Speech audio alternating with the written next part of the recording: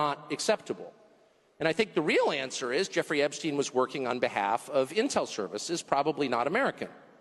And we have every right to ask, on whose behalf was he working? How does a guy go from being a math teacher at the Dalton School in the late 70s with no college degree to having multiple airplanes, a private island, and the largest residential house in Manhattan?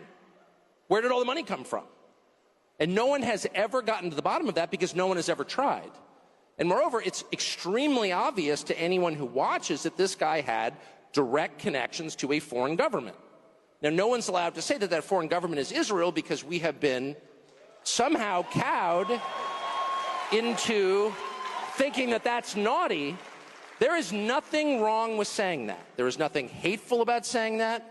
There's nothing anti-Semitic about saying that. There's nothing even anti-Israel about saying that. I've spent my entire life pretty much in Washington, where I knew and loved a number of people, including one very close person who worked at CIA. That has never prohibited me from saying, I think the CIA has done some horrible things, murdered a bunch of people, participated in the murder of a sitting U.S. president.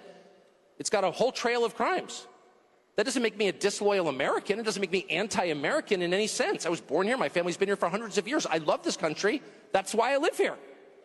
So criticizing the behavior of a government agency does not make you a hater. It makes you a free person.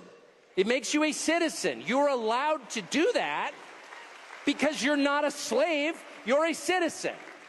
And you have a right to expect that your government will not act against your interests, and you have a right to demand that foreign governments not be allowed to act against your interests. That's not creepy. It shouldn't be forbidden.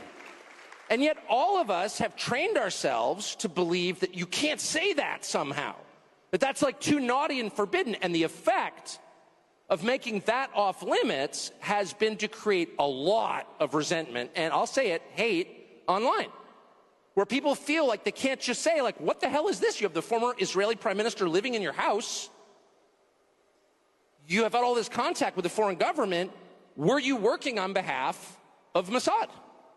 Were you running a blackmail operation on behalf of a foreign government? By the way, every single person in Washington, D.C. thinks that. I've never met anyone who doesn't think that.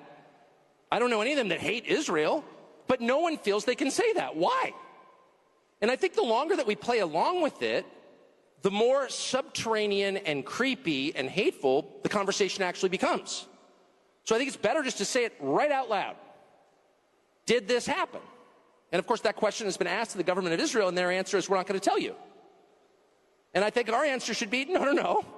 As long as we're sending you money, if you were committing crimes on our soil, we have an absolute right to know, did you do this or not? And yet everybody has been so brainwashed into thinking that's somehow an expression of hate or bigotry, when it's not. It's a baseline question that every U.S. citizen has a right to an answer on. What the hell was this? And by the way, if it turns out that it was nothing